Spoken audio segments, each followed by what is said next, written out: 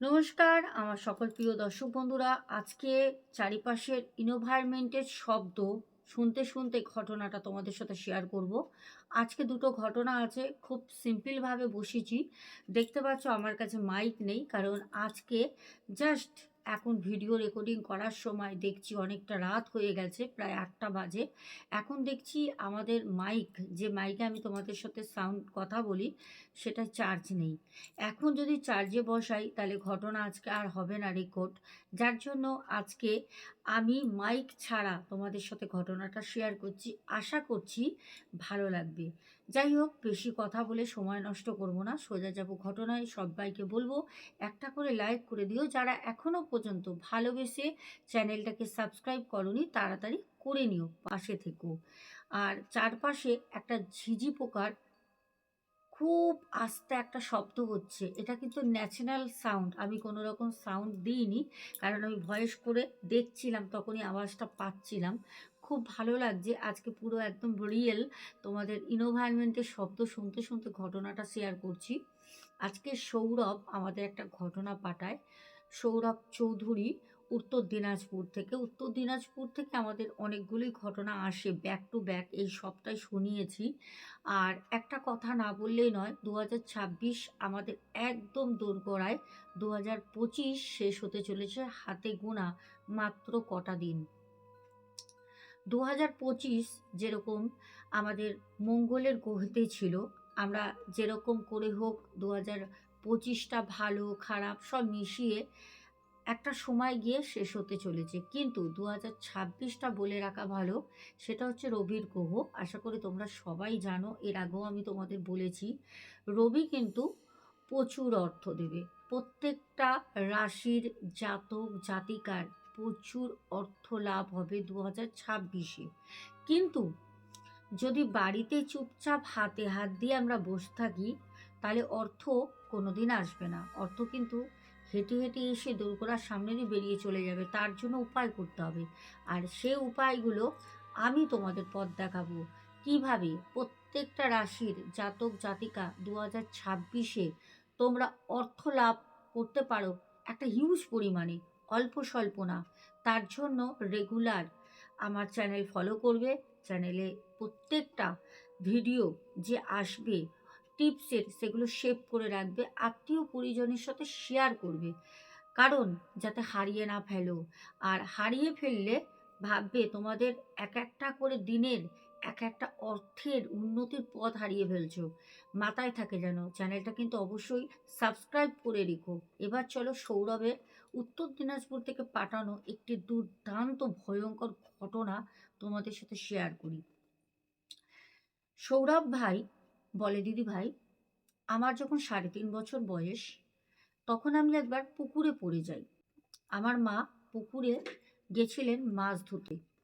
ওই সময় ওই এখন যেরকম বাড়িতে বাড়িতে দেখবে চাপা কল, বাড়িতে বাড়িতেই টাইম কল অলিতে গলিতে ঢুকে গেছে, ওই সময় কিন্তু ছিল না। আজ থেকে প্রায় আমি যে বলছি, ধরে নাও 38-39 বছর আগেকারের কথা। ওই সময় কিন্তু এই টাইমের কল সেটা কিন্তু ছিল না, হয়তো থাকলেও কিন্তু ওই হয়তো একটা পাড়াতে একটা, কিন্তু এখন তো বাড়িতে বাড়িতে গলিতে গলিতে বসে গেছে না। তো সৌরভ বলে, দিদিভাই, তখন বেশিরভাগ কাচা ধোয়া, সবজি কাটা, মাছ ধোয়া পুকুরের জলেই হতো। আমাদের বাড়ির পেছনে একটা পুকুর ছিল। আমার মা একটু মানে অগোছালো ছিল, মানে অতটা না সাপটে কাজ করতে পারতো না, ভুলে যেত। হয়তো কোনো কাজ করতে করতে হয়তো উনুনে কোনো রান্না চাপিয়ে দিয়ে হয়তো পুকুরে চলে গেছে, মায়ের মনে নেই। এই দিক দিয়ে যখন ঠাকুমা প্রচণ্ড চিৎকার করে মাকে বলছে যে তোমার কেরম জ্ঞান আক্কেল, তুমি এখানে রান্না বসিয়ে দিয়ে চলে গেছো, মা হয়তো তখন জ্ঞানহারা হয়ে ছুটে আসলো, যে মনে পড়েছে রান্না আছে। আমার মা এরকম ছিল। তো আমাদের সৌরভ ভাই বলে, সে যেরকমই হোক আমার মা ছিল। এবার ঘটনাটা ঘটে যখন আমার 3.5 বছর বয়স, আমি পুকুরে প্রথম পড়ে যাই, কারণ আমিও খুব দুষ্টু ছিলাম। আমি মায়ের পেছনে আঁচল ধরে ধরে ধরে ধরে চলে যাই, মা সেটা লক্ষ্য করেনি, তাড়াহুড়োর মধ্যে কাজ করছে মা, আমি কোনো রকম মায়ের আঁচল ধরেই জলে পড়ি। যখন আঁচলে টান লাগে তখন ঘুরে দেখছে, আরে বাবু, বাবু, বাবু করে যখন মা কাঁদে, চিৎকার করে, তখন আমার ঠাকুমা ছুটে আসে। ঠাকুমা আমাদের বারান্দায় মানে মাটি লেপছিল, গোবর আর মাটি। আমার ঠাকুমা এসে কোনো রকমে আমাকে টেনে তোলে। যদিও আমি জলে পুরো পুড়ে যাইনি, পুকুরের সামনেটা যে ঘাট ছিল, ওখানটা মাটি ছিল, ওখানে পড়ে যাই। তো জলের মধ্যে আমাকে তোলে। সেইদিন আমার ঠাকুমা প্রতিজ্ঞা করে যে, সৌরভ আমার নাতি এই বাড়িতে থাকবে না। এই কথা শোনা মাত্র আমার বাবা-মা পুরো ভেঙে পড়ে। আর আমার বাবা মানে ঠাকুরদা মারা যাবার পর আমার ঠাকুমার কথা সব শুনতেন। উনি অক্ষরে, অক্ষরে পালন করতেন। তো তখন আমার বাবা ঠাকুমাকে বোঝায় যে, "দেখো আমাদের তো একটা সন্তান, তোমারও তো একটা নাতি। এখন যদি সৌরভকে এখানে না রাখি, ওইটুকুনি বাচ্চা ছেলে কোথায় পাঠাবো?" তখন আমার ঠাকুমা বলেন যে, "কোনো আশ্রমে তো পাঠাতে বলছি না, যে আশ্রমে পাঠিয়ে দে। ওকে ওর পিসির বাড়ি পাঠিয়ে দে।" তখন আমার বাবা বলে যে, "দেখো আমার তো আ বোনেরও তো ২ টো সন্তান। আবার সৌরভকে ওখানে পাঠিয়ে দেবো, ও একাই বা মেয়ে, কি করে কি করবে? আর একটা বাচ্চা মানুষ হওয়া তো আ টাকা পয়সারও দরকার, পড়াশোনা করবে।" তখন আমার ঠাকুমা বলে যে, "যা টাকা লাগবে তুই যেরম এখানে দিতিস তোর ছেলের পেছনে, তুই আমাকে সপ্তাহে, সপ্তাহে দিবি। আমারও তো কিছু টাকা আসে। আমি সেই সব টাকা একবারে দিয়ে আমার মেয়ের কাছে দিয়ে আসবো।" তো সৌরভের যেহেতু ২ টো পিসি, বড় পিসির কাছে সৌরভকে জেদ করে তার ঠাকুমা পাঠিয়ে দেয়। এবার কেন পাঠিয়ে দেয় সেই প্রসঙ্গে আসি। ঠাকুমা যে সৌরভকে পাঠিয়ে দেয়, এটাও কিন্তু খারাপের জন্য পাঠায়নি। কারণ সৌরভ বলে, যেটা আমি বড় হয়ে জানতে পারি, যে ওই পুকুরে প্রত্যেক বছরে একটা করে প্রাণ যেত। সেটা হাঁস হোক, মুরগি হোক, গরু হোক, ছাগল হোক, অথবা মহিষ হোক বা মানুষ। একটা না একটা বছরে কেউ না কেউ ওই পুকুরে প্রাণ হারাবেই। তো আমার ঠাকুমা যেহেতু উনি বহু বছর ধরে ওখানে বসবাস করেন, উনি অনেক মৃত্যু ওই পুকুরে দেখেছেন, মৃতদেহ ভেসে উঠতে। ঠাকুমার একটা ভয়, আর এটা স্বাভাবিক হবেই। ঠাকুমা কখনোই চান না যে আমি দেখি যে আমার নাতি ওই জলে ভেসে উঠেছে বা আমার ছেলে ভেসে উঠেছে, কেউ না। যতই হোক, যেহেতু উনি চোখে চোখে রাখতো ঠাকুমা খুব আমার বাবা মাকেও। এবার একদিনের কথা বলি, সৌরভ বলে, "দিদিভাই, কখনো কখনো রোববার করে আমার বড় পিসি যখন বাড়িতে আসতো, তখন আমার মা বাবার কাছে আমি থাকতাম। পিসি ১ দিন ২ দিন আসতো, তারও তো ছেলে মেয়ে ছিল, পড়াশোনা করতো, ওখানে আমিও স্কুলে ভর্তি হই। আস্তে আস্তে বড় হচ্ছি। যখন আমার ১৮ বছর বয়স, তখন আমি খুব জোরাজুরি করি যে আমি বাবা মায়ের কাছে থাকবো। পিসি, পিসেমশাই, আ সাথে বোন, ভাই মানে পিসির ছেলে মেয়ে, সবার কথাই মনে পড়তো। কিন্তু তবুও মা-বাবার থেকে তো বেশি, তাদেরকে ভালোবাসলেও মা-বাবার থেকে তো বেশি ভালোবাসতাম না। মা-বাবার কাছেই থাকতে চাই। তো তখন আমার ঠাকুমা বেঁচে ছিলেন। আমার ঠাকুরদা যদিও মারা যান। আ আমার ঠাকুমা কোনোভাবেই আমাকে ওই বাড়িতে আসার অনুমতি দেননি। কারণ তখনও পর্যন্ত ওই ভিটে আমার ঠাকুমার নামে ছিল। আমি আশা নিয়ে বললে আমার বাবা-মায়ের সাথে আমার ঠাকুমার তুমুল অশান্তি হতো। যেই কারণে আমি আর আসতে চাইতাম না। তারপর হঠাৎ করে যখন আমার আ আস্তে, আস্তে বড় হচ্ছি, হঠাৎ করে শুনলাম আমার ঠাকুমা মারা গেছেন। যখন আমার ঠাকুমা মারা যায়, তারপরে আমি আ বাড়িতে আসি। আমার বাবাকে, মাকে বলি যে, "আমি এখানে থাকবো। আমি আর পিসির বাড়িতে থাকবো না।" আমার নিজের বাবা-মা থাকতে, এত বড় বাড়ি থাকতে, সবকিছু আমি কেন পিসির বাড়িতে থাকবো? ছোটবেলায় তোমরা পাঠিয়েছো, আমি গেছিলাম। কিন্তু এখন আর না। তখন ওই মুহূর্তে আমার বাবা আমাকে বলল, "ভালো কথা, তুই এখানেই থাক। আমরাও চাই যে তুই থাক।" কারণ তখন আমার বাবার অবস্থা খুবই শোচনীয়। বাবার মানে প্রচুর সুগার ছিল, যেই কারণে বাবার লিভার খারাপ হয়ে যায়। বাবা চোখে সেরমভাবে দেখতে পারতেন না। বাবা হাঁটা চলার শক্তি ক্ষমতা সেটাও নষ্ট হয়ে যায়। কিন্তু আমার মা সব করতেন। বাবা কিন্তু পুরো বাড়িতে বসা। বাবার তখন বাইরে দোকান ছিল, সেই দোকানেও বাবা যেতে পারত না। সেই দোকান মানে লোক দিয়েই চালাতো, কারিগর দিয়ে। মানে পুরো সংসারটা না কোথাও যেন বসে পড়ে। আমাদের সৌরভ ভাই বলে, "দিদিভাই, আমার বাবা মানে জানতাম না যে উনি মারা যাবেন। তার আগে আমার বাবা আমাকে বলল যে, 'দেখো সৌরভের মা, সৌরভ যখন এসেই গেছে এখানে থাক। আমি আর কতদিন? তোমাকে তো দেখতে লাগবে।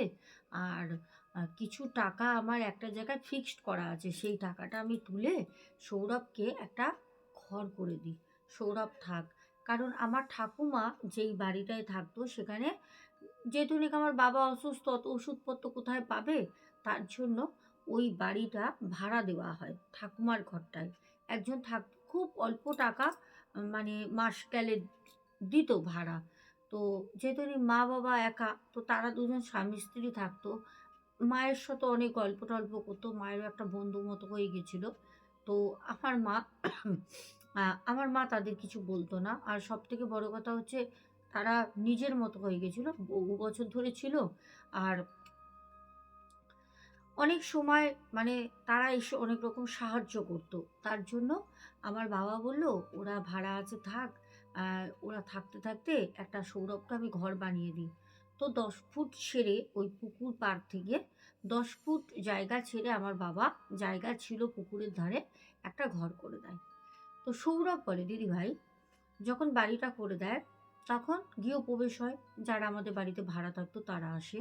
গ্রামের কিছু লোকজন আসে আমাদের আশেপাশে। আর সেরকম পিসিরা আসে, আর তো কেউ আসে না। আমরা বাড়িটা করে গৃহপ্রবেশ করে আমি রাতে থাকতে যাই।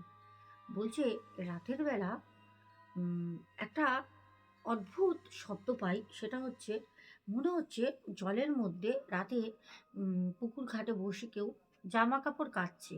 থুপ, থুপ, থুপ করে জামাকাপড় মানে থুবলে যেরকম শব্দ হয়, সাথে আ জলের শব্দ পাচ্ছি। এরকম একটা আওয়াজ হচ্ছে।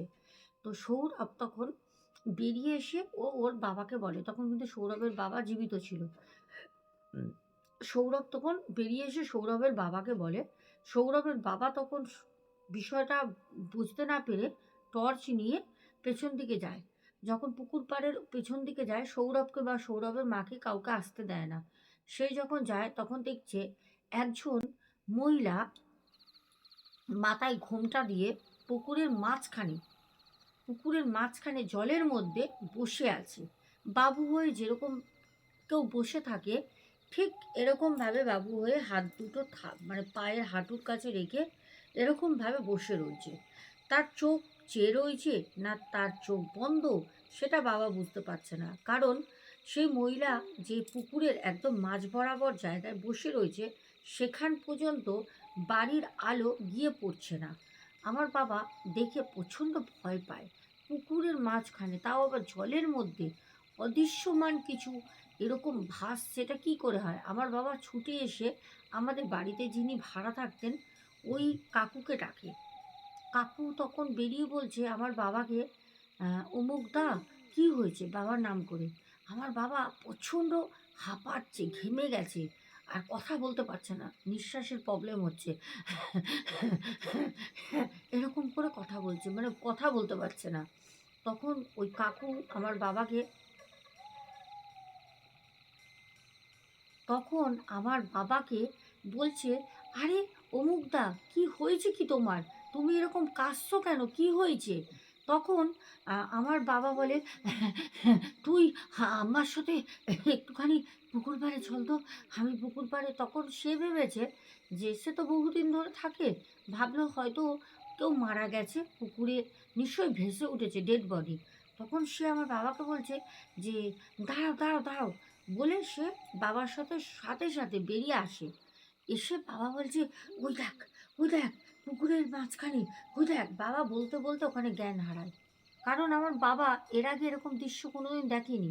বাবা জ্ঞান হারায়। তখন সেই কাকু সাথে, সাথে ছুটে এসে আমার মাকে বলে, "বউ ঠাকুরন, বউ ঠাকুরন, তাড়াতাড়ি বাইরে আসো, সর্বনাশ করেছে।" আমার মা ছুটে আসে। আমি তো সাথে, সাথে আসি। আমাকে তো বেরোতে না করেছিল। আমি বললাম, "কি হয়েছে কাকু?" বলছে, "তোর বাবা আ পুকুর ঘাটে অজ্ঞান হয়ে পড়ে আছে, চল।" এবার আমার মা তো, "ও মা গো, বাবা গো, কি হলো আমার, গেল" করে কাঁদতে, কাঁদতে ছুটেছে। সেই কোনো রকমে পাড়ার লোক আস্তে, আস্তে একে, এক করে সবাই জড়ো হয়ে যায়। কেন যেহেতু নাকি ওই পুকুরটা পাড়ায় ভালো না, সবারই মনে একটা ভয় তো থাকে। কি হয়েছে, আবার নতুন কিছু হলো কিনা?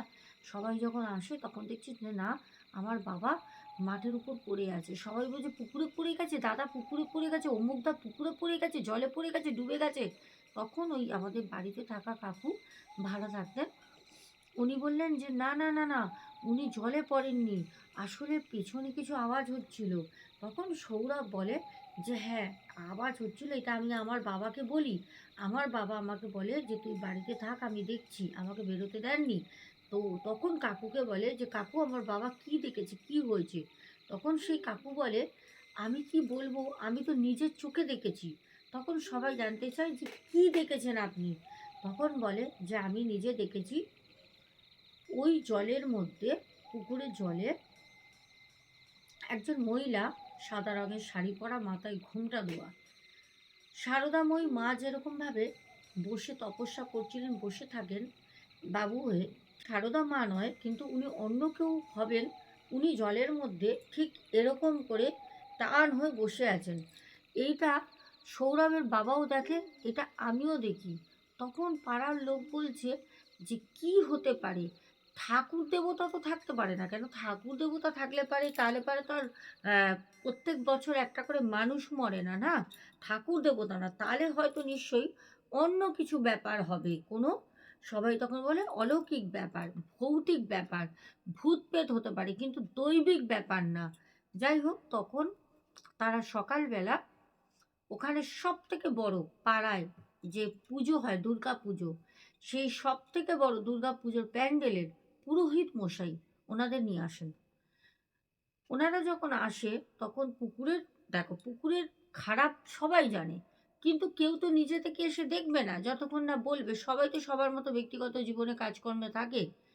যখন নিয়ে আসে তখন তারা এসে জল নিয়ে, জল দেখে, জল দেখে তখন তারা বলে যে এই পুকুরে কোনো বয়স্ক, মানে বৃদ্ধা মহিলা, প্রায় ১১০-২০ বছর আগে মারা যান। আর এই পুকুর ওনারই ছিল। ওনার আত্মা এই পুকুরে আছে। এবার পাড়ার লোক সেটা বিশ্বাস তো করে যে ঠিক, এবার কি করবে? ঠিকই কথা।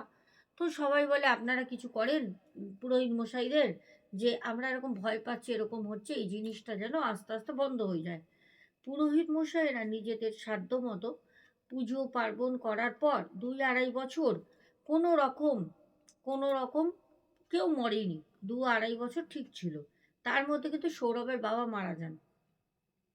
তার মধ্যে পুকুরে ডুবে না, ওনার শরীর অসুস্থ হয়। ওই যে পুকুরে ওইটা রাতের বেলা কেউ কাউকে দেখেছিল, একজন মহিলা মাথায় ঘোমটা দিয়ে সাদা শাড়ি পরে বসে আছেন জলের মাঝখানে, মানে ভাসছে। ওই দেখার পরে উনি আস্তে আস্তে শুকনো হয়ে, শারীরিক কোনো মানে অসুখ করেছিল ওনার সাথে, মানে উনি ওর পর থেকে আস্তে আস্তে আস্তে আস্তে দিন দিন শুকাতে শুকাতে একদিন উনি মারা যান।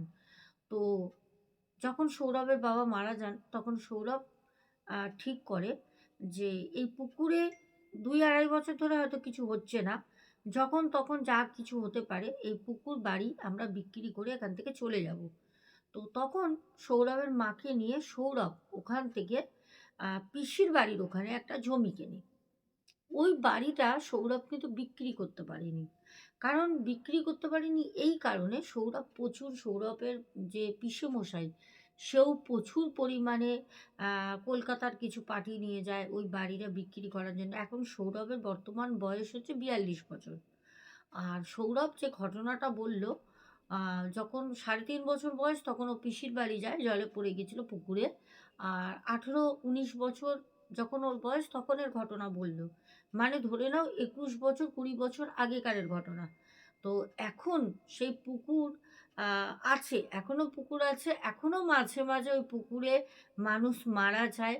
কিভাবে পাড়ার যদি সব লোক জানে ওই পুকুরটা খারাপ, পুকুরটায় কিভাবে মানুষ আসে, কিভাবে মানুষ মারা যায়, আজ পর্যন্ত রহস্য। সৌরভ বলে, "দিদিভাই, এটাই ছিল আমার জীবনের সবথেকে বড় ঘটনা। আজও মাঝে মাঝে বাইক নিয়ে, আমি বিয়ে করিনি এখনো পর্যন্ত, আমি আমার পিসুমশাইয়েরও মানে পুরো যে কাজের দায়িত্ব আমি সেটা সামলাই। কারণ আমার বোন, ভাই ওরা পড়াশোনা করে। আমি ছিলাম বড়। আর আমি তো ওখানে মানুষ হই। আমার পিসি, পিসেমশাই আমাকে বড় ছেলের মতনই দেখতো। আর সবথেকে বড় কথা আমি আ ওখানেই থাকি, কাজবাজ করি। এখনো বন্ধু-বান্ধবের সাথে আমি আমাদের যেহেতু ভিটে, ভিটে পড়ে আছে, বিক্রি হয়নি। ভিটে বাড়িতে আসি, থাকি, পিকনিক করি। আ যারা ভাড়া ছিল তারাও ওখান থেকে চলে যায়। তারা যতদিন ওখানে ছিল তাদের কোনো মানে সময় তারা অনেক চেষ্টা করেছে, তাদের বাচ্চা আসেনি।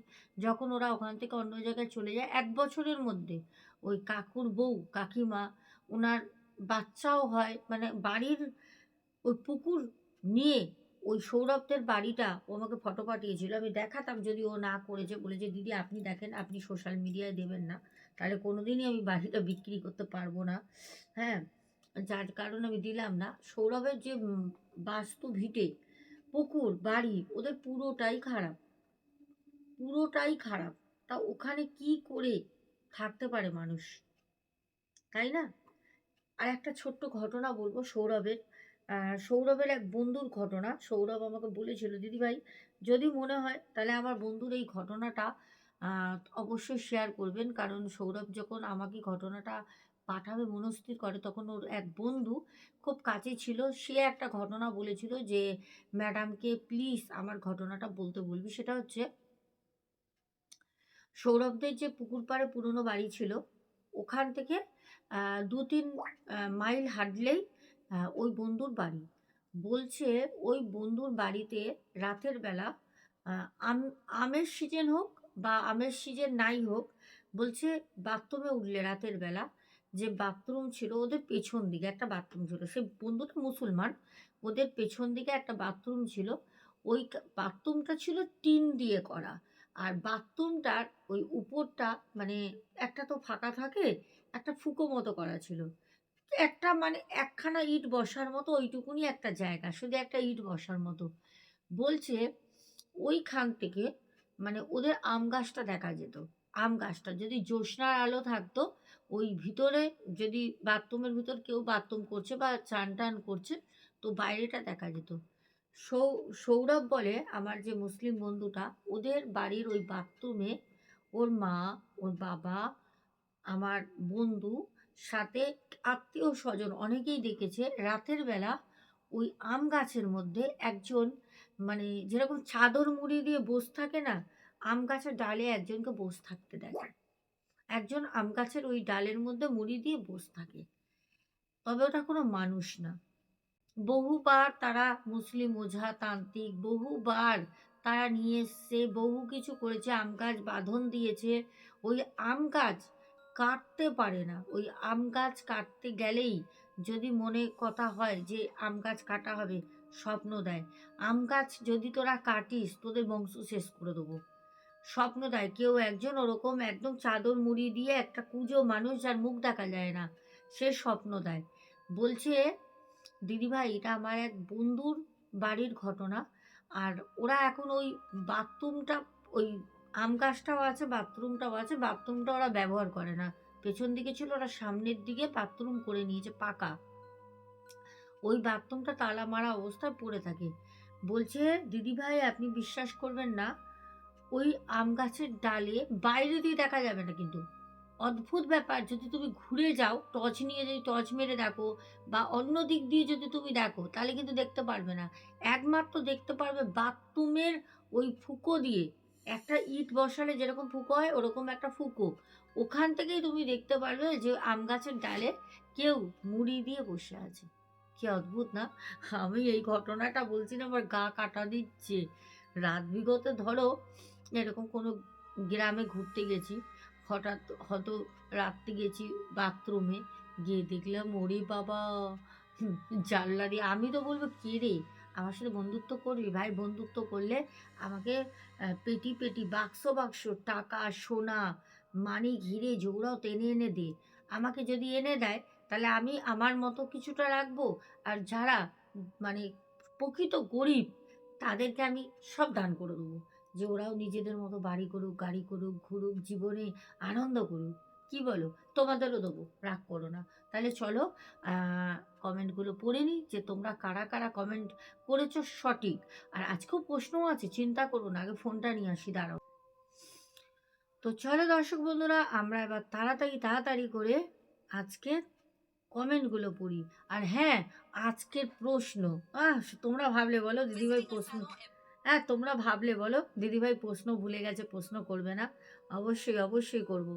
আচ্ছা, তো প্রশ্নটা হচ্ছে, আমাদের সৌরভ ভাই কত বছর বয়সে জলে পড়ে গেছিল প্রথম? তখন সৌরভের কত বছর বয়স ছিল? ঠিক আছে, তারপর তো তার ঠাকুমা তার পিসির বাড়ি পাঠিয়ে দেয়। বলবে, আমি প্রত্যেকের কিন্তু উত্তর চাই। দেখি কারা কারা শুনেছো, এই জন্য আগে করি না, ঘটনাটা বলার পর তোমাদের প্রশ্ন করি, কিন্তু কারা কারা শুনেছো এবারেই বোঝা যাবে। আচ্ছা, প্রথম আমাদের কমেন্ট করেছে হচ্ছে বনানী কর্মকার দিদিভাই, বলেছে একবার এসো, কতদিন দেখিনি, আসবো দিদিভাই। আচ্ছা, কৃষ্ণা মুখার্জি, স্যালারি ভুল বলেছ। সন্তুর দুনিয়া, তারপরে মৌয়া পল কমেন্ট করেছো, একদম কমেন্টটা মোটামুটি ছুঁই ছুঁই, একদম সঠিকও হয়নি। তারপর রূপা দে, তারপর কমেন্ট করেছো ঋতুপর্ণা হালদার, 14,770 টাকা, একদম কারেক্ট। আচ্ছা, কাজল শাহ বলেছো তাই। তারপরে শ্রাবণী হাজরা বলেছো। আমি আজকে না মোটামুটি কি বলতো, সবারই না, অ্যাকচুয়ালি আমাদের ভুল হয়ে গেল, ঋতুপর্ণা ভুল বলেছে, 14,370 টাকা হবে, 14,700 না, আমি ভুল বলছি। আচ্ছা, তারপরে মৌমিতা দাস বলেছে দাদার স্যালারি ছিল 14,370 টাকা, একদম ঠিক।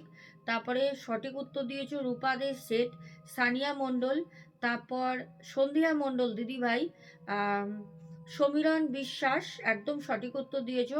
দত্ত চ্যানেল দাওনি, তবু আমি নাম বললাম, ফুলেশ্বরী চক্রবর্তী, ভাস্কর অধিকারী, আচ্ছা, বং হিন্দু হেসেল, সোমা দাস পরিবার থেকে সঠিক উত্তর দিয়েছ।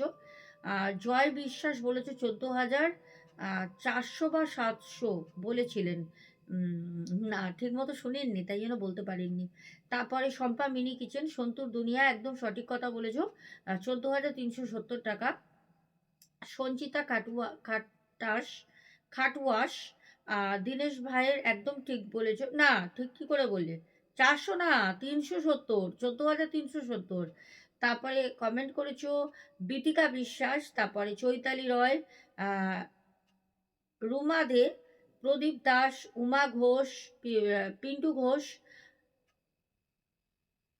সুতপা সামন্ত, সুজাতা দাস, অঞ্জনা চ্যাটার্জি, তারপর কমেন্ট করেছো কৃষ্ণা ধারা বোন, সুদীপ্ত ব্যানার্জি, প্রিয়াঙ্কা লাইফস্টাইল ব্লগ, পুলক চক্রবর্তী, রীনা চক্রবর্তী,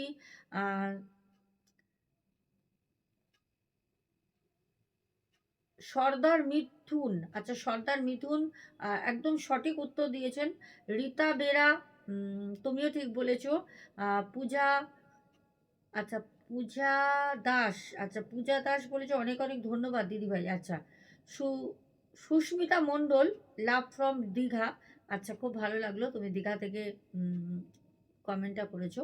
তারপর সন্তুর দুনিয়া, তারপরে শৃঙ্খা বণিক, তারপর কমেন্ট করেছে বাবন সাহা, দেবপ্রিয়া রয়, ডালি দেবনাথ, বাংলাদেশ থেকে মিম কমেন্ট করেছো। তারপর বাংলাদেশ থেকে আব্দুল হক ভাই, আয়ান হালদার, এস দেব রয়, সুদীপ বুলদাস, প্যান্থার গেমিং বয়টি। তো সবার কমেন্ট আমি এখানে পড়ে শুনিয়ে দিলাম। আজকে সবার কমেন্ট পড়েছি, কারণ দুই একজন ভুল বলেছো, তবুও চেষ্টা করেছো, এরকম কিন্তু দিনের দিন চলবে না, আমি তো রেগে যাচ্ছি। সবাই সঠিক সঠিক উত্তর দেবে। এখনের মতো আসছি, tata, good night, love you two.